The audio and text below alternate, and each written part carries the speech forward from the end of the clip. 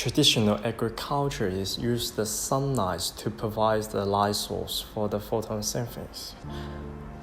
Sunlight is the light with full spectrums. The light within 400 to 500 nanometers, the blue light we identify through our eyes, and the light within the 600 to 700 nanometers, the red light are the most useful light for the plant's growth. However, the light UVB, which is the light within the sunlight, will decrease the photosynthesis and cause the leaf damage. I chose the LED grow lights for indoor gardening of the cannabis grow hydroponics. You should consider the questions as follows. First, which standards or micromoles of light do cannabis plants need during each growth phases? Second, how to define the true effective coverage of LED grow light?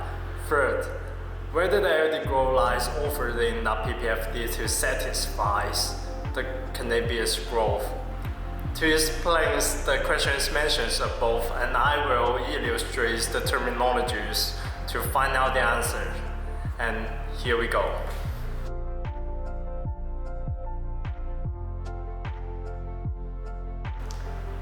The terminologies of LED grow lights will include the PAR PPF PPE PPFD, which will be the significant parameters for the buyers to consider, while the enough knowledge of the requirements that your crops needs, and the buyers should ask for the customized things for the radio lamps. Photosynthetic active radiations, abbreviated PAR, is that the power of the visible spectrums of light that plants utilize to perform the photosynthesis. It occurs at the wavelengths between 400 to 700 nanometers. However, the light which is useful for the plant is over the range of PAR. During the vegetative stage of the development, cannabis utilize the light with PAR values generally in the 400 to 500 nanometer range. During the flower phases, they need the light with PAR values above 620 nanometer. Grower can measure the amount of PAR the light are emitting with relative inexpensive PAR meters. Photosynthetic photon flux is the measure of the number of PAR photons per second. PPF values are the popular known as micromoles per second. PPF describes the number of photons or the amounts of light. PPF is used to describe the total number of PAR photons that a fixture can be produced per second. However, not all photons will successfully reach to the cannabis. Therefore, there are two PPF values that are important to total PPF that a fixture can be produced, and the usable PPF, which is the number of photons that are direct to the cannabis and can be used for photosynthesis.